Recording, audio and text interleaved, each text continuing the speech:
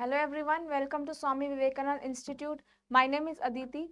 So today in this session we are going to discuss about some PYQs, previous year questions, जो कि exams में already आ चुके हैं. तो आज हम PYQs के बारे में डिस्कस करने वाले हैं. ये सारे आपके मिक्स PYQs हैं. This is not a for a particular unit. तो इसमें आपके सारे तरह के PYQs जो है वो आज हम देखने को आपको देखने को मिलेंगे. यहाँ पर आपके आई गेस 15 to 20 MCQs है, तो इनको हम सॉल्व करते हैं. So let's start with the first question. Which of the following is not a method of nutritional status assessment by anthropometry? तो anthropometry टेस्ट कौन से होते हैं? These are used for measuring body dimensions.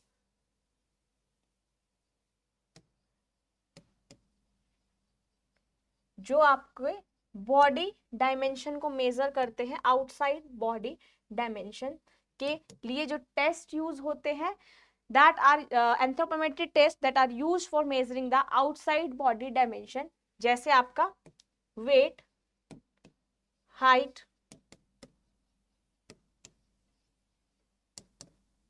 mid upper arm circumference.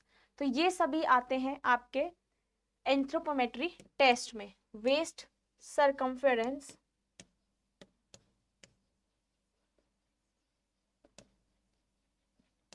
Also skin fold thickness test.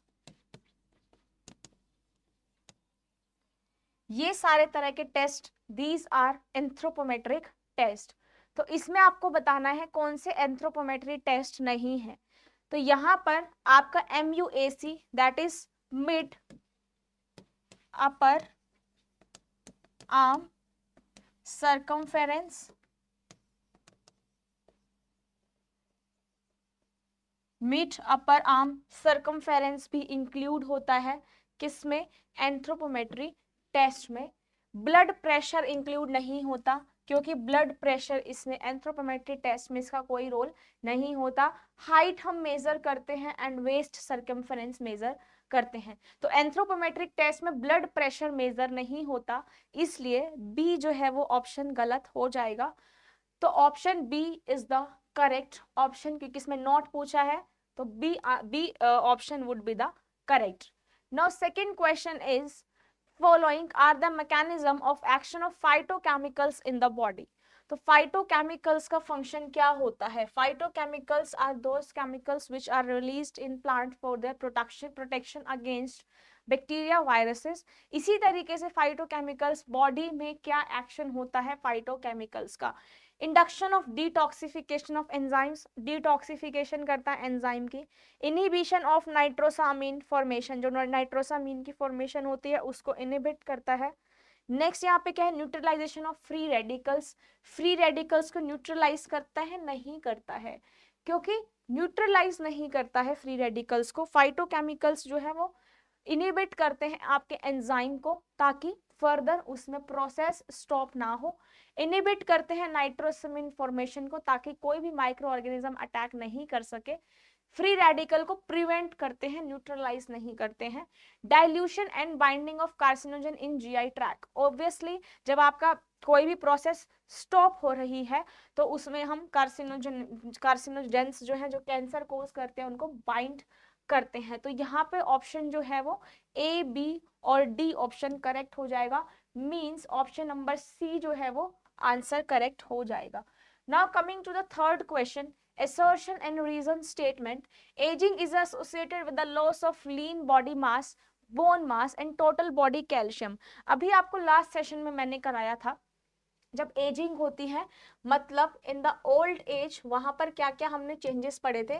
Loss of lean body mass, bone mass and total body calcium. बताया था ना यहाँ पे क्या होता है कैल्शियम की डेफिशिएंसी की वजह से? ओस्टियोपोरोसिस. तो यहाँ पर कैल्शियम की अमाउंट जो है वो डिक्रीज हो जाती है, तो ऑस्टियोपोरोसिस होने लगता है, लीन बॉडी मास कम हो जाता है। तो ये स्टेटमेंट क्या है, करेक्ट है। High fat and low protein diet are recommended for elderly, क्या वहां पर हमें हाई फैट और प्रोटीन कम देना चाहिए? नहीं, क्योंकि वहां पर low fat and high protein, अगर इसका ऑपोजिट लिखा होता तो ये स्टेटमेंट सही हो जाती, बट यहाँ पे असर्शन जो है वो करेक्ट है एंड रीजन क्या है इसका, इनकरेक्ट है। तो option number A would be the correct answer. Now coming to the next question, the following are the method of nutritional assessment using anthropometry. Again यहाँ पर anthropometry आपका टेस्ट आ गया है जो मैंने फर्स्ट क्वेश्चन में आपको कराया था। तो स्किन फोल्ड थिकनेस आता है एंथ्रोपोमेट्री में, 24 आवर्स डाइटरी रिकॉल नहीं होता। 24 आवर्स डाइटरी रिकॉल में हम क्या करते हैं, एक फूड फ्रीक्वेंसी क्वेश्चनर बनाते हैं। आप 24 आवर्स का जो भी आपने खाया है उसका आप एक चार्ट बनाते हो कि आपने 24 आवर्स में कितना खाना कंज्यूम किया है, तो उसको हम बोलते हैं 24 hours dietary recall. Mid arm air arm circumference होता है जिसको आप MUAC भी बोलते हो। ब्लड प्रेशर इसमें नहीं आता और वेस्ट हिप रेशियो आता है, क्योंकि एंथ्रोपोमेट्री टेस्ट में हम आउटसाइड जो बॉडी डायमेंशन है, बॉडी डायमेंशन को हम मेजर करते हैं, जो मैंने आपको फर्स्ट क्वेश्चन में ऑलरेडी करवाया हुआ है। तो यहाँ पर आंसर क्या हो जाएगा, A, C एंड E, मतलब A, C and E, option number D जो है वो करेक्ट हो जाएगा। तो इस तरीके से आपको क्या करना है, एलिमिनेशन मेथड यूज करना है। Now coming to the fifth question, यहाँ पर आपको सिम्टम्स को अरेंज करना है। लिवर अगर किसी को डिजीज है, तो अगर किसी को लिवर डिजीज है तो वहां पर हम सिम्टम्स को कैसे अरेंज करेंगे। देखिए लास्ट में, आप पहले इस प्रोसेस में लास्ट में याद रखो, ठीक है, हमें लीवर डिजीज बताना है जिसमें लीवर एंड में बिल्कुल खराब हो जाता है, ठीक है, तो उसकी अरेंजमेंट बतानी है, सिवियरिटी बतानी है कि लास्ट कौन सी स्टेज होती है जिसमें एंड वाला खत्म होने वाला होता है लीवर, तो वो लास्ट स्टेज होती है हिपैटिक इंसेफेलोपैथी, ठीक है। हिपैटिक इंसेफेलोपैथी का मतलब क्या होता है, लीवर डिसफंक्शन, लीवर ने जो है वो काम करना बंद कर दिया है, ठीक है, लीवर डिसफंक्शन यहां पर होने लगता है, ठीक है। तो यहां पर इसको आप बोलते हो हिपैटिक इंसेफेलोपैथी। तो अब आप लास्ट में देख लो ए पार्ट कहाँ है, डी में आ रहा है ना, तो ऑप्शन नंबर डी क्या है, करेक्ट हो जाएगा। ये ऐसे तरीके क्या करते हैं, जब आप इस तरीकों का इस्तेमाल करते हो ना, एलिमिनेशन मेथड का जब आप यूज करते हो, तो एग्जाम में ना आपका टाइम बचता है, ठीक है, टाइम बचता है, साथ साथ क्या है, आपको ज्यादा ऑप्शन देखने की जरूरत ही नहीं पड़ रही है, आप कंफ्यूज ही नहीं होगे। आपको पता है हमें क्या करना है, सिम्टम्स को अरेंज करना है on the basis of their severity. तो सीवियर कब होगी स्टेज, जब लीवर आपका बिल्कुल डिसफंक्शन हो जाएगा। तो लीवर डिसफंक्शन को हम क्या बोलते हैं, हिपैटिक इंसेफेलोपैथी। तो लास्ट क्या है, डी ऑप्शन। अब आप अरेंज कर लो, फर्स्ट क्या होता है यहाँ पर, जब आपका लिवर डिसफंक्शन हो जाता है, पहले यहाँ पे गैस्ट्रो इंटेस्टिनल डिस्टर्बेंसेस जैसे नोजिया और वोमिटिंग होने लगती है, ठीक है। जॉन्डिस, उसके बाद क्या, पहले तो आपके पास ये सिम्टम्स अपीयर होते हैं जैसे नोजिया वोमिटिंग, फिर जॉन्डिस होता है, ठीक है। जॉन्डिस में क्या होता है, आपका एक्सेस बिलिरुबिन सिक्रीट होने लगता है, excess bilirubin secreted and blood. तो यहाँ पर जब बिलिरुबिन की अमाउंट बढ़ जाती है ब्लड में, उसको हम बोलते हैं जॉन्डिस। नेक्स्ट यहाँ पे क्या होता है, नेक्स्ट यहाँ पे दिया हुआ है एडीमा एंड एसाइटिस। एडीमा का मतलब स्वेलिंग होना, एसाइटिस का मतलब जब आपका पेट में पानी भर जाता है, ठीक है, जिसको आप लेमन लैंग्वेज में बोलते हो, आपका पेट में पानी भर जाता है, तो इसका मतलब होता है फ्लूइड कलेक्टेड इन स्टमक, जब स्टमक में फ्लूइड कलेक्ट होना स्टार्ट हो जाता है, ठीक है। अब यहाँ पर कौन सी स्टेज आती है, देन आपका एसोफेजाइलल वेरिसेस। एसोफेजिल वेरिसेस का मतलब क्या होता है, यहाँ पे एबनॉर्मल वेन्स दिखती है आपको, एबनॉर्मल वेन्स दिखती है किसकी, एसोफेगस की। जो एसोफेगस होता है थ्रोट के पास, उसमें क्या दिखती है, एबनॉर्मल वेन्स, ठीक है, इन एसोफेगस।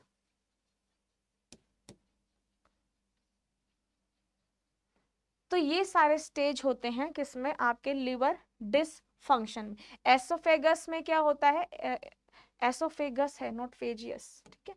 एसोफेगस में क्या होता है, एबनॉर्मल वेन्स जो हैं आपको दिखने को मिलती है, या फिर आप इसमें एबनॉर्मल की जगह एनलार्ज्ड भी लिख सकते हो, ठीक है।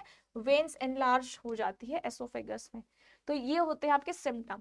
फर्स्ट क्या है, यहाँ पे आपको सिम्टम्स अपीयर होते हैं जब आपको लगता है आपका लीवर काम नहीं कर रहा है। तो सबसे पहले नोजिया और वोमिटिंग जैसे सिम्टम होते हैं, फिर जॉन्डिस हो जाता है जिसमें बिलिरुबिन की अमाउंट ज्यादा हो जाती है, देन एडिमा, आपको स्वेलिंग होने लगती है, एसाइटिस, फ्लूइड कलेक्ट हो जाता है स्टमक में, देन यहाँ पे एसोफेजियल वेराइसिस होती है जिसमें आपके वेन्स जो है एनलार्ज हो जाती है एसोफेगस एरिया में, और लास्ट में क्या होती है, हिपैटिक इंसेफेलोपैथी, जिसमें लिवर जो है बिल्कुल डिसफंक्शन हो जाता है, लिवर काम करना बंद हो जाता है।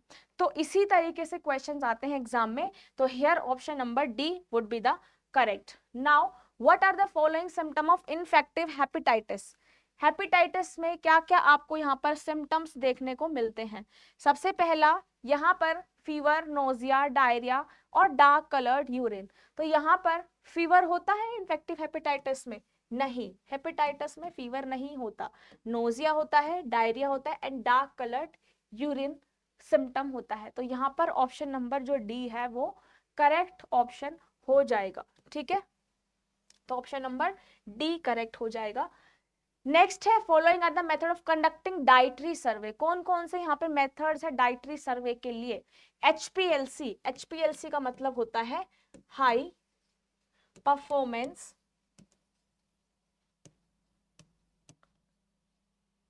Performance liquid chromatography.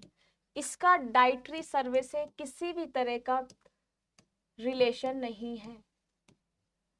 High performance liquid chromatography हम सॉल्वेंट को सेपरेट करने के लिए यूज करते हैं, तो HPLC तो बिल्कुल नहीं आएगा। 24 रिकॉल्स में आपको बता चुकी हूं। FFQ है यहाँ पे फूड फ्रीक्वेंसी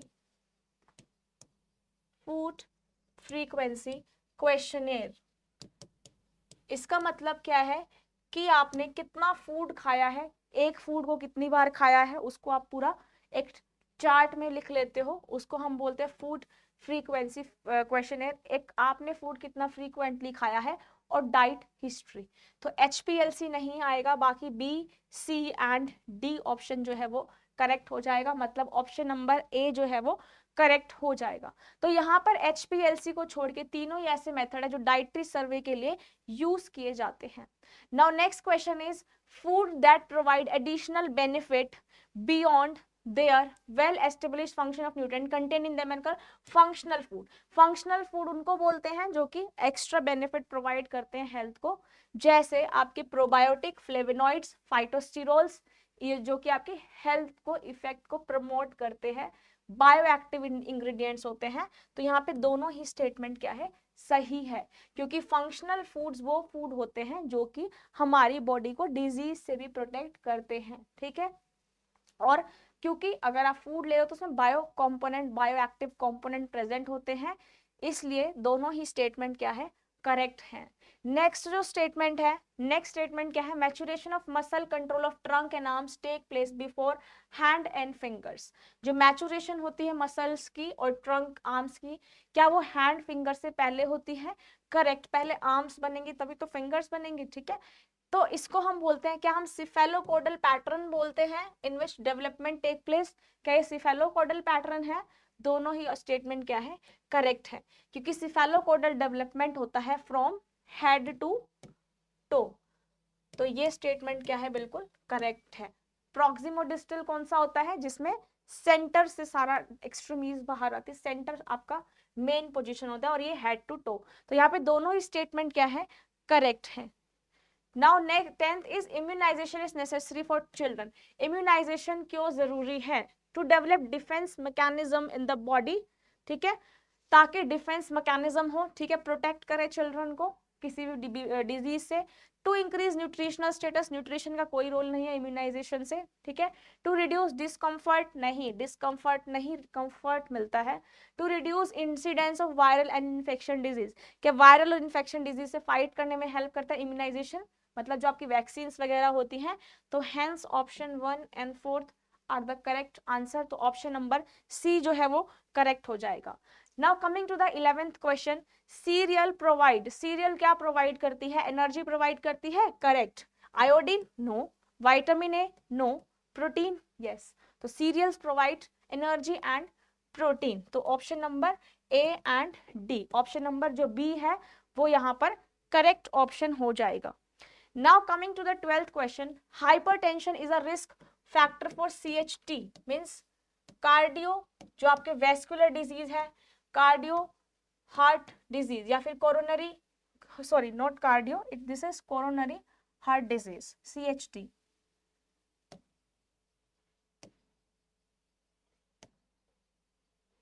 ठीक है, तो हाइपरटेंशन जब हो जाता है, ठीक है, क्या उससे CHT बढ़ता है? Yes. High blood pressure increase cholesterol level, तो यहाँ पे हाई ब्लड प्रेशर से क्या होता है? कोलेस्ट्रॉल लेवल बढ़ता है, यस। तो यहाँ पे दोनों ही स्टेटमेंट क्या है? करेक्ट है। Option number B is the correct answer. Now what are the following symptom of niacin deficiency? Niacin में मतलब यहाँ पर विटामिन B3, नियासिन की हमें क्या बतानी है? सिम्टम्स बताने हैं। तो यहाँ पर क्या आएगा सिम्टम? डायरिया आएगा, डर्मेटाइटिस आएगा, डिमेंशिया आएगा। ठीक है, मैंने जब आपको नियासिन की डेफिशिएंसी बताई थी तो हमने याद किया था कि उसमें D3 होता है। D3 मतलब 3 सिम्टम्स आते हैं डी के। कौन सा सिम्टम? डी से डायरिया, डी से डर्मेटाइटिस, डी से डिमेंशिया। डायरिया आप लोगों को पता है, डर्मेटाइटिस आपका स्किन डिसऑर्डर्स होते हैं, स्किन रिलेटेड, और डिमेंशिया का मतलब होता है लॉस ऑफ मेमोरी। तो यहाँ पे नियासिन में क्या आते हैं? D3, मतलब A, B and D, option number B यहाँ पे जो है वो करेक्ट हो जाएगा। तो यहाँ पर ऑप्शन नंबर बी करेक्ट हो जाएगा, A, B एंड D। क्लियोनाइसिस का मतलब होता है जब नेल्स ब्लू पड़ने स्टार्ट हो जाते हैं, ब्रिटल नेल्स हो जाते हैं, तो उसको हम बोलते हैं क्लियोनाइसिस। तो यहाँ पर ऑप्शन नंबर बी जो है वो करेक्ट हो जाएगा। Now question number 14, deficiency disease बतानी है विटामिन डी की। ठीक है, अब विटामिन डी की जो है वो क्या हो जाएगा? यहाँ पर अगेन ऑस्टियोमलेशिया, ठीक है, रिकेट्स, रोसरी, बोलेग्स और कलोनेशिया। इसमें आप बताओ डेफिशिएंसी क्या होगी विटामिन डी की वजह से? डी की वजह से यहाँ पे ऑस्टियोमलेशिया हो जाएगा, ठीक है, रिकेट्स होगा क्योंकि ऑस्टियोमलेशिया एडल्ट में होता है, रिकेट्स बच्चों में होता है डी की कमी से, और यहाँ पे क्या होएगा? बोलेग्स, क्योंकि ये आपका नेल्स से रिलेटेड है। ठीक है, तो यहाँ पर ऑप्शन नंबर बी जो है वो ऑप्शन करेक्ट हो जाएगा। Now next question, iodine deficiency, iodine deficiency disorders बताने हैं। तो आयोडीन डेफिशिएंसी में क्या होगा? गोइटर, आयोडीन से तो होता ही है गोइटर, स्टिल बर्थ भी होता है, ऑस्टियोपेरिसिस जो होता है वो कैल्शियम की डेफिशिएंसी की वजह से होता है, आयोडीन से नहीं होता, और मेंटल रिटार्डेशन। तो A, B and D, again option number B is the correct answer. Next यहाँ पे क्वेश्चन है, during fever with every when 1 degree Fahrenheit increase in body temperature, BMR changes by, BMR क्या था यहाँ पे? Basal metabolic rate.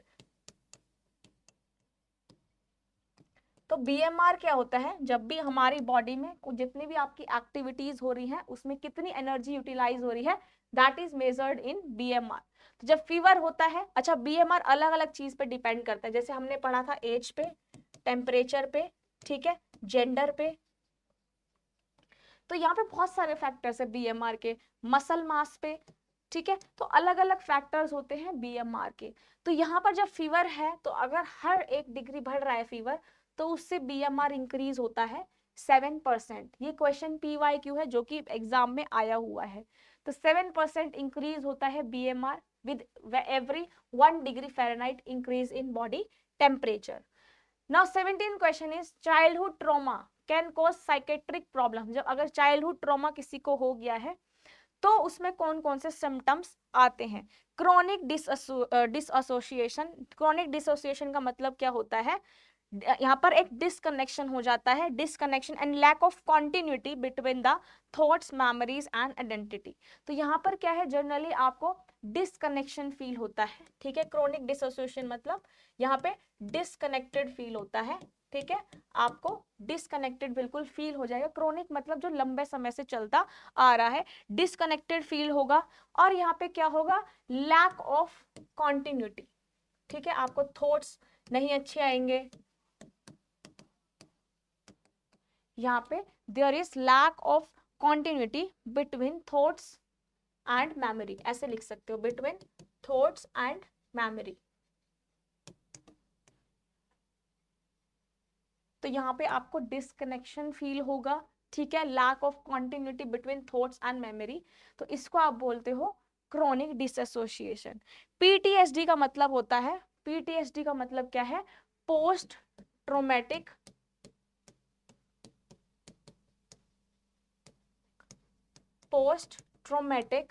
Stress disorders, ठीक है, मतलब जो आपको स्ट्रेस के बाद साइकेट्रिक आपका जो इफेक्ट आया है, ठीक है, उससे जो स्ट्रेस हो रहा है उसको आप बोलते हो पीटीएसडी।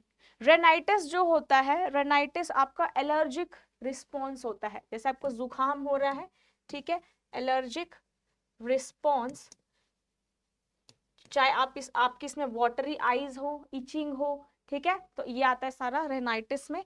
इसमें जनरली आपकी इचिंग होती है, वाटर आई लिख सकते हो आप, यहाँ पर इचिंग हो गई, वाटरी आईज, तो ये सारे सिम्टम्स होते हैं रेनाइटिस के। और डिप्रेशन आपको पता ही है। तो चाइल्डहुड ट्रॉमा में कौन कौन से साइकेट्रिक प्रॉब्लम आ सकते हैं, तो यहाँ पर क्या होएगा, क्रोनिक डिसोसिएशन, ठीक है, अगर ट्रॉमा हो गया है मतलब साइकोलॉजिकल आपका इफेक्ट है तो क्रोनिक डिसोसिएशन हो गया। पीटीएसडी होता है, पोस्ट ट्रॉमेटिक डिसऑर्डर्स आएंगे, ठीक है, रेनाइटिस नहीं आएगा क्योंकि एक एलर्जिक रिस्पॉन्स है, और डिप्रेशन आएगा। तो A B and D, A B and D, option number B correct हो जाएगा। रेनाइटिस में जनरली एलर्जिक रिस्पॉन्स होते हैं, जैसे आपको फीवर हो गया, रनिंग नोज हो गई, ठीक है, कोल्ड हो गया, तो ये सारे रेनाइटिस में आते हैं। चाइल्डहुड ट्रॉमा में ए बी एंड डी आएगा, तो ऑप्शन नंबर बी जो है वो करेक्ट हो जाएगा।